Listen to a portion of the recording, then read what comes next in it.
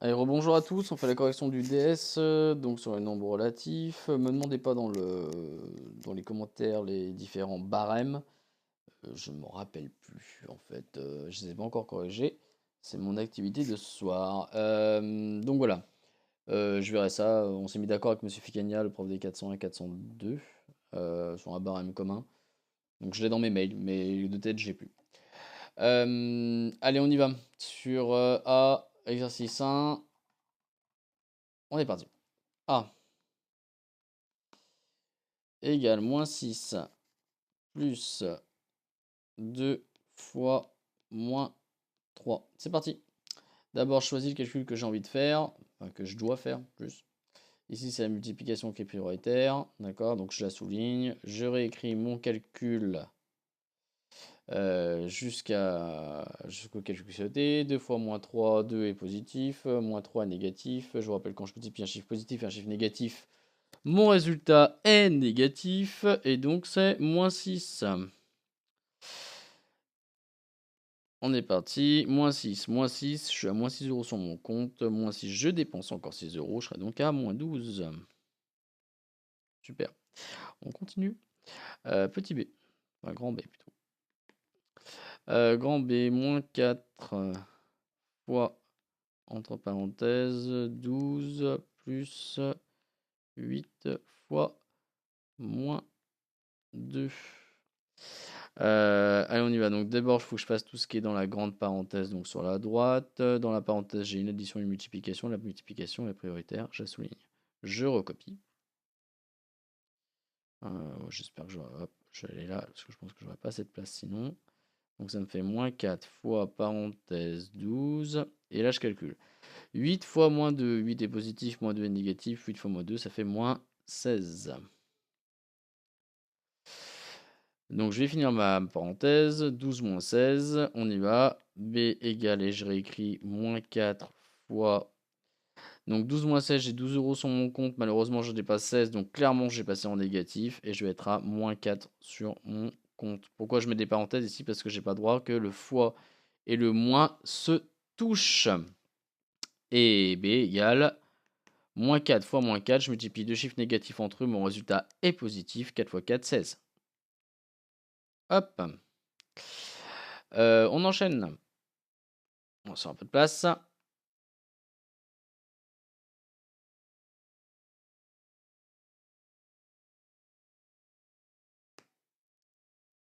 C. Moins 4, moins, entre parenthèses, moins 3 fois moins 2 plus 2.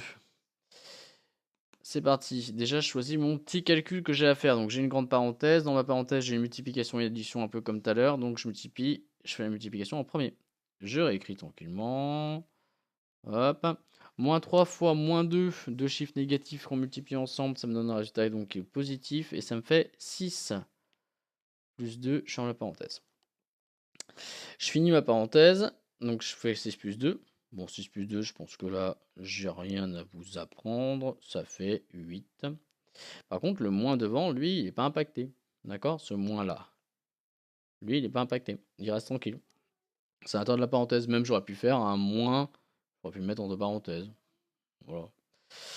Ça change pas grand-chose. Donc, ça me fait, c'est moins 4, moins 8. Je suis à moins 4 sur mon compte, moins 8, j'en dépense encore 8. Je vais être encore en super négatif. Et je suis à moins 12. Tout bon, petit D, grand D, pardon. Grand D, moins 12, moins 4 fois moins 3 plus 6 fois moins 2. On y va. Alors là, il y a plein de trucs. Il y a des multiplications, des additions. Donc je vais faire une multiplication qui est prioritaire. Bah écoutez, je vais faire la première qui vient, hein. D'accord? J'aurais pu faire aussi celle-là, hein. Ok, de multiplication, ça marche aussi, hein. D'accord? Hop là. Et ben c'est parti. Donc je réécris jusqu'à mon calcul. D égale moins 12. Ici, je multiplie moins 4 par moins 3, ça fait donc, je multiplie deux chiffres négatifs entre eux, mon résultat est positif, plus 12, et je réécris tranquillement le reste de ma ligne. Ici, j'ai des additions et une multiplication. La multiplication est prioritaire, je la fais donc en premier. Je réécris comme tout à l'heure, tranquillement, le reste de ma ligne. Hop là. 6 fois moins 2, je multiplie 6 qui est un chiffre positif avec moins 2 qui est un chiffre négatif. Mon résultat sera négatif. Allez, on continue. Je vais faire ma première addition. Ça va être magique. Là, d'ailleurs, ça va être super rapide. Moins 12 plus 12. Je suis à moins 12 euros sur mon compte. Je rajoute 12 euros. Je suis à 0. Et donc, finalement, il ne me reste plus que le moins 12 qui est ici. Voilà. Donc, mon résultat, c'est moins 12. Tout bon. On continue. Alors, exercice 2. Là, on commence les choses sympas. Hop.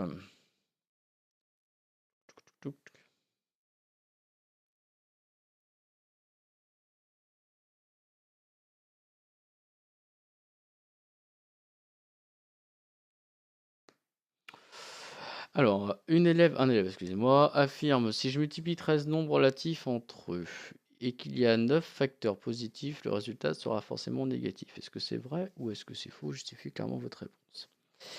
Alors, je vous rappelle que quand vous multipliez, vous faites une grosse multiplication avec des relatifs. Si la règle est la suivante, si vous avez un nombre pair de nombres négatifs, votre résultat sera positif. Si vous avez un nombre impair de nombres négatifs, votre résultat sera négatif. Donc ici, en tout, il y a 13 chiffres. Il y en a 9 positifs, nécessairement. D'accord? Il y a 4 facteurs négatifs. Donc, si il y a 9 facteurs positifs, hop, il y a 4 facteurs négatifs. D'accord? Alors, les signes que j'utilise, c'est juste parce que j'ai la flemme d'écrire. Vous, en DS, évidemment, vous écrivez les choses en entier. 4 étant un chiffre pair, le produit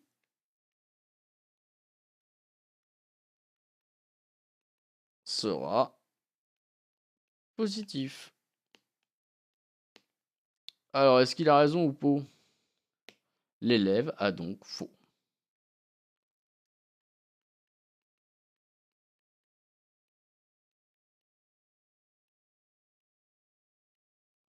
Ok, en parcourant vos copies, j'ai vu des argumentations qui étaient vraiment excellentes là-dessus, avec des gens qui s'expriment vraiment de façon très très claire et de façon synthétique.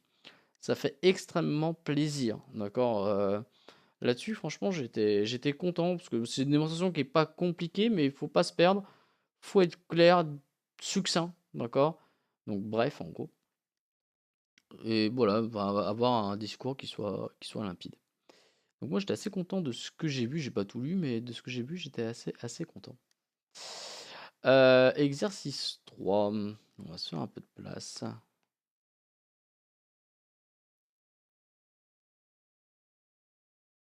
Oups. Hop.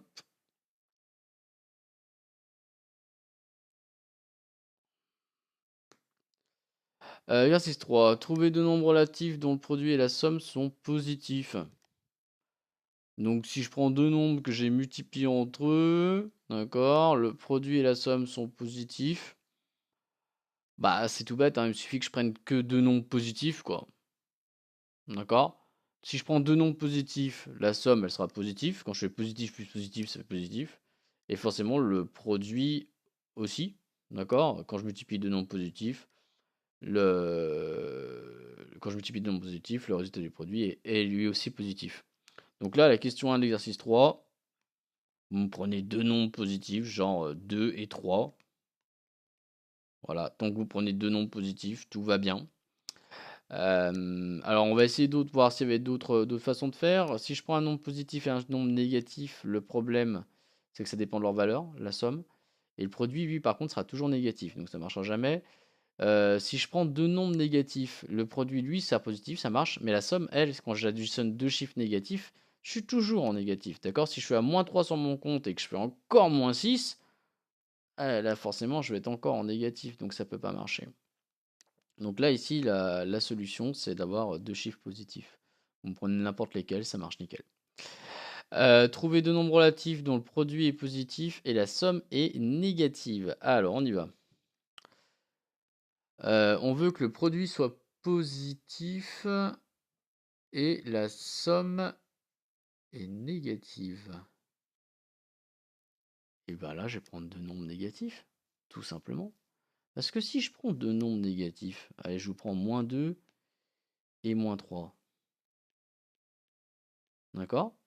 Bah, si je fais moins 2 fois moins 3, je multiplie deux chiffres négatifs, mon résultat il va être positif, ça va faire 6.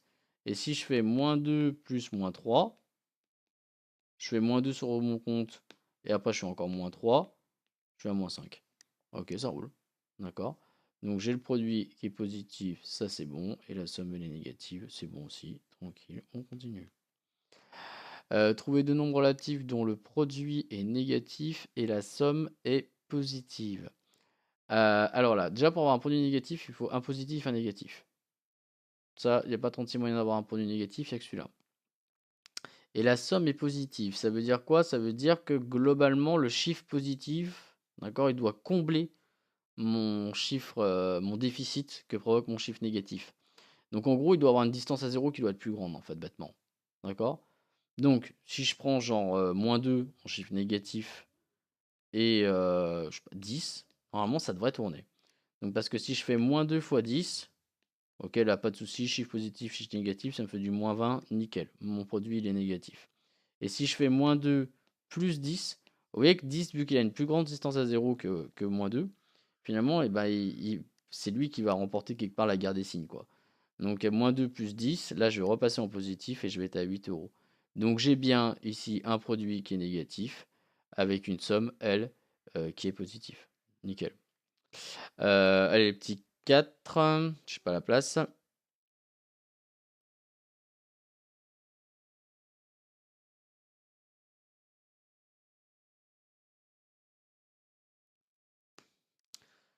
Petit 4, qu'est-ce qu'on dit? Deux nombres relatifs dont le produit et la somme sont négatifs. Tout le monde il est négatif, déjà. Donc déjà, si le produit est négatif, c'est-à-dire qu'il y en a un qui est positif et un qui est négatif. Si la somme elle est négative, c'est-à-dire que le nombre négatif, il y a une distance à 0 plus grande que le chiffre positif. Parce que justement, il ne faut pas que le chiffre positif il soit trop. Il ait une distance à 0 trop grande, parce que autrement, il va combler mon déficit et je vais repasser dans le positif. Donc, je vais prendre un nombre négatif avec une bonne distance à 0, genre moins 20 et 5. D'accord? On teste quand même pour voir. Donc, ça me fait moins 20 fois 5. Ça fait donc un chiffre négatif. Ça me fait donc du moins 100. Ça roule. Et moins 20 plus 5. Je suis à moins 20 euros sur mon compte. Je rajoute 5 euros. Ça va pas suffire. D'accord? Je suis un peu moins en déficit, mais je reste en déficit. Je suis à moins 15. Hop. Donc, je revérifie que tout va bien. Le produit, il est négatif. Ça roule. La somme, elle est négative. Ça marche. Ok. Donc, cette paire-là, elle fonctionne bien. Super. Exercice 4. Exercice 4, bon, je vais le faire ici, hein. Alors celui-là, il vous a posé problème. Vous l'avez pas aimé celui-là. 8 moins 4, blabla. 3 plus 6 égale 7. On y va. Alors là, ici, d'accord, il faut que je trouve, entre le 4 et le 3, il faut que je trouve l'opérateur qui va bien. Je vous rappelle qu'il n'y a que 4 opérateurs sur cette base terre, d'accord, que vous connaissez en tout cas. Le plus, moins, fois et divisé. On va donc tester tranquillement. Si je fais un fois, d'accord, oui, je peux effacer. Si je fais un fois, d'accord, ça va me faire 8 moins 4 fois 3, d'accord, donc c'est la multiplication, ça va me faire du 8 moins 12, ça va me faire donc du moins 4 plus 6, ça fait 2. Bon, moi je veux que ça fasse 7, donc déjà, c'est pour lui. Si je fais un plus,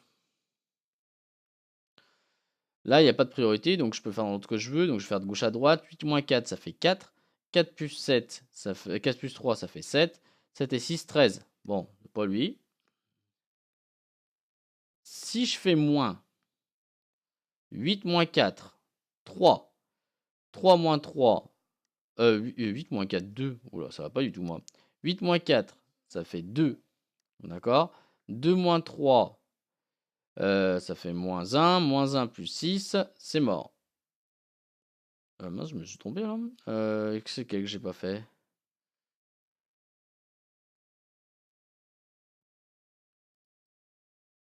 Qu'est-ce que je fais comme bêtise? Excusez-moi, je commence un peu fatigué. Non, mais c'est ça. Oh là là. Ah, excusez-moi, le moins, excusez-moi, je me suis dit n'importe quoi. On reprend. 8 moins 4, ça fait 4. D'accord? On va le faire hein, parce que ça va pas.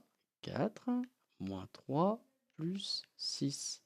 4 moins 3, ça fait 1 plus 6. Et 6 et 1, ça fait 7. Donc là, ça marche. Donc c'était moins la réponse.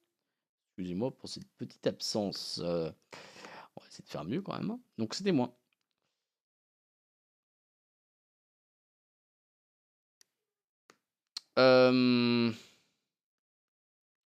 Moins 15 fois. Blabla, moins 15 pas fois. Moins 15.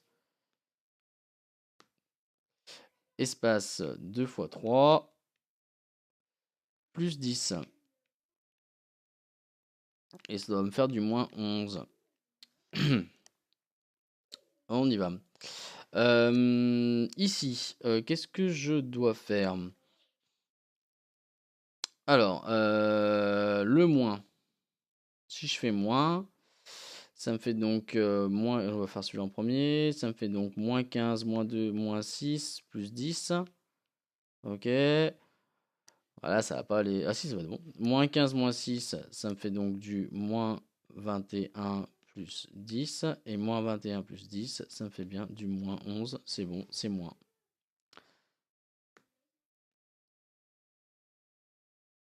Hop, c'est tout bon. Donc la réponse ici, c'était moins. Ensuite, on enchaîne moins 9. En fait, ce qu'il faut, c'est tester. Hein. Vous n'avez pas le choix. Hein.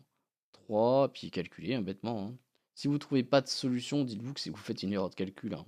On est plein qui sont obstinés là, ODS.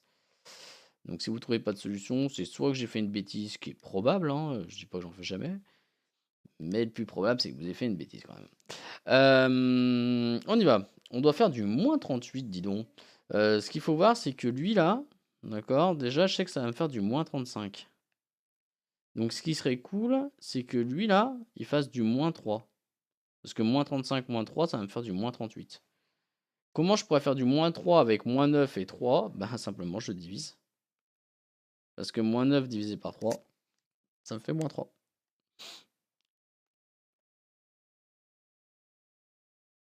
Ça c'est bon. Ensuite,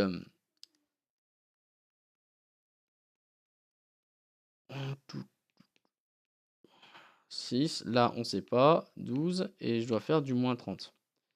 C'est parti. Déjà ça me fait du 5. Ok?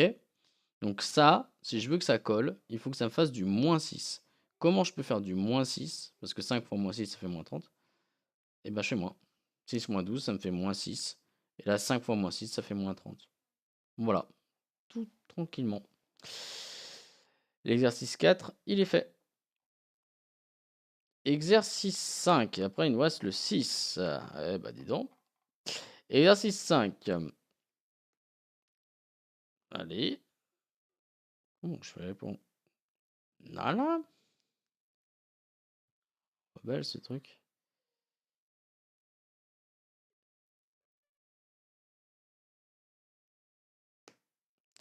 Il me reste 3 minutes. Ça va juste pas être possible. On va déborder, c'est pas grave. Lors d'un concours d'entrée dans une école, les étudiants doivent répondre à un QCM de 30 questions. Le barème est le suivant: 3 points par bonne réponse, moins 1,5 par mauvaise réponse, 0 par absence de réponse. Mia a répondu à toutes les questions. Et 20 de ses réponses sont justes. Jules a répondu à 23 questions et 6 sont fausses. Ami a répondu à seulement 16 questions et ses réponses sont justes. Donc elle s'est abstenue. Ok. Quel est le nombre de points maximum qu'on peut obtenir? En tout, donc il y a 30 questions ici. Ce que je vous laisse, c'est du tri d'informations. 30 questions, 3 points par bonne réponse. Donc on fait... Oula. Il est cassé l'iPad. Ça me fait donc du 30 x 3. 90 points max. D'accord? 3 points par bonne réponse. Il y a 30 questions. 30 x 3, 90 points. Donc au max, vous avez 90 points. On enchaîne avec le 2.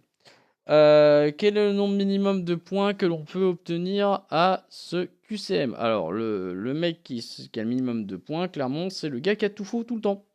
Donc, il a 30 réponses fausses. Une réponse fausse, ça lui enlève du moins 1,5. Et là, il va dans les abysses du nombre négatif. 30 fois moins 1,5, ça fait donc du moins 45. Donc globalement, ici, les notes, au lieu d'aller de 0 à 20 comme d'habitude, elles vont de moins 45 à 90. Faites attention, ce genre de QCM, alors je crois qu'on n'a pas le droit de noter négativement au collège, pas que je crois, c'est que j'en suis sûr, en fait, mais simplement ça existe en post-bac. Hein. D'accord? Concours d'entrée d'ingénieur, d'école d'ingénieur par exemple, ça existe. Petit 3. Enfin, c'est les concours de prépa, en fait, d'entrée en prépa d'école d'ingénieur. Les concours d'ingénieur, c'est autre chose. Écrire une expression qui permet, écrire une expression qui permet de calculer le nombre de points obtenus par Mia. Alors, qu'est-ce qu'elle nous a fait déjà, Mia? Mia a répondu à toutes les questions et 20 de ses réponses sont justes. Ça veut dire que la Mia, elle a fait 10 fautes quand même. Hein. Ça va lui coûter cher. Donc, elle a déjà 20 réponses justes. Donc, ça lui fait 20 fois 3. Et après, problème, c'est qu'elle nous a fait des réponses fausses. Donc, elle nous a fait moins.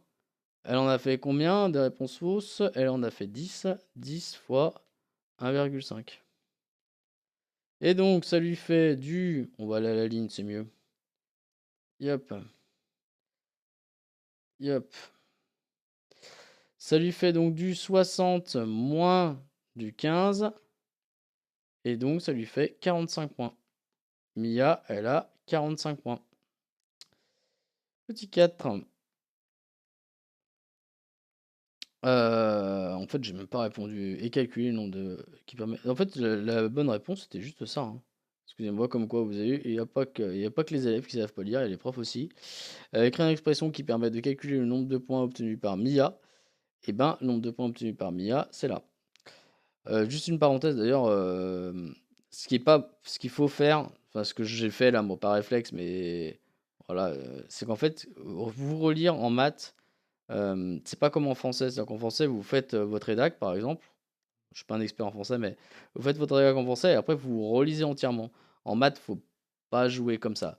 C'est-à-dire qu'en fait, il faut faire une question et après se relire à la fin de sa question. D'accord? Faites ça question par question, d'accord? En fait, l'idée, c'est que qu'est-ce que je me suis posé? Est-ce que à chaque fois que je réponds à une question, moi, je relis ma question et je dis, est-ce que j'ai bien répondu à la question? Et là, je me suis rendu compte que non, j'ai pas répondu à la question. 45, on me demandait pas du tout de faire ça, on me demandait simplement de trouver l'expression. Et l'expression, c'est juste ça, d'accord? Donc, toujours se poser, une fois que vous avez répondu à la question, toujours dire, est-ce que j'ai bien répondu à la question? Oui ou non? Question 4. Qui a de Mia, Joule ou Amy, excusez-moi, obtenu le plus de points à ce QCM? Justifiez votre réponse. Alors, bon, Mia a obtenu 45 points. Mia a 45 points. Ça, c'est bon. Alors, maintenant, on va calculer pour Jules. Jules, qu'est-ce qu'il nous a fait déjà? Jules.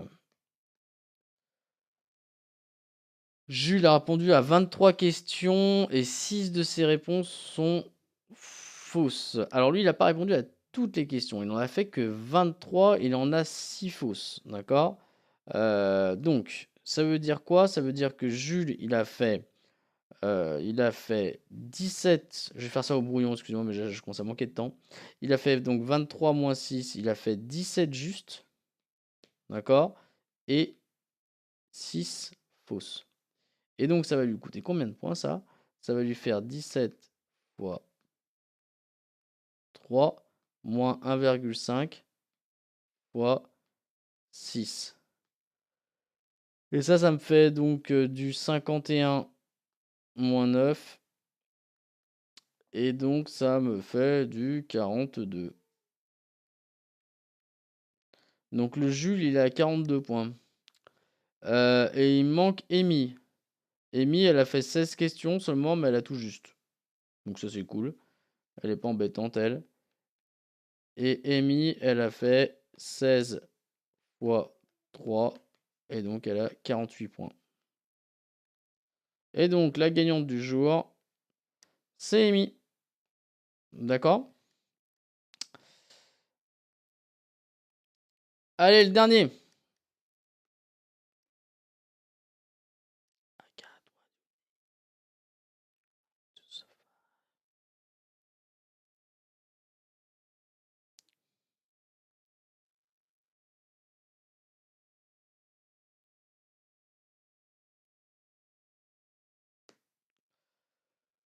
Pour qu'un gisement géothermique produise de l'électricité grâce à la chaleur, il faut une température d'au moins 180 degrés Celsius. En théorie, chaque fois que l'on descend de 100 mètres dans la Terre, la température augmente de 3 degrés. Si on suit cette théorie, à quelle profondeur atteindra-t-on 180 degrés s'il fait moins 6 à la surface de la Terre? Donc, nous, on part. Hop. On va faire notre petit schéma. Yop là. Ça, c'est la surface de la Terre. D'accord? À la Terre, il fait moins 6 degrés Celsius. Le truc, c'est que quand je descends, vu que je me rapproche du noyau, ça chauffe. D'accord? Et quand je descends, à chaque fois, donc à chaque palier de 100 mètres, d'accord? Donc tous les 100 mètres, tac, tac, tous les 100 mètres, moi je vais gagner, excusez-moi, 3 degrés. Donc tous les 100 mètres, je vais me faire un plus 3 degrés. Donc si je descends de 200 mètres, je vais me faire un plus 6, patati, patati, patata. Et ben là, qu'est-ce que je veux faire? Je veux passer de moins 6 à 180 degrés. Il faut donc que je gagne, c'est là où c'est un lien un peu avec les relatifs, il faut donc gagner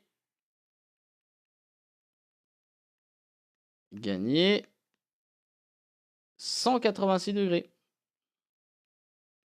D'accord? Si je passe de moins 6 à 180 degrés, ça me fait 186 degrés de différence. D'accord? 6 degrés pour revenir à 0. Une fois que je suis à 0, il faut que je regagne 180.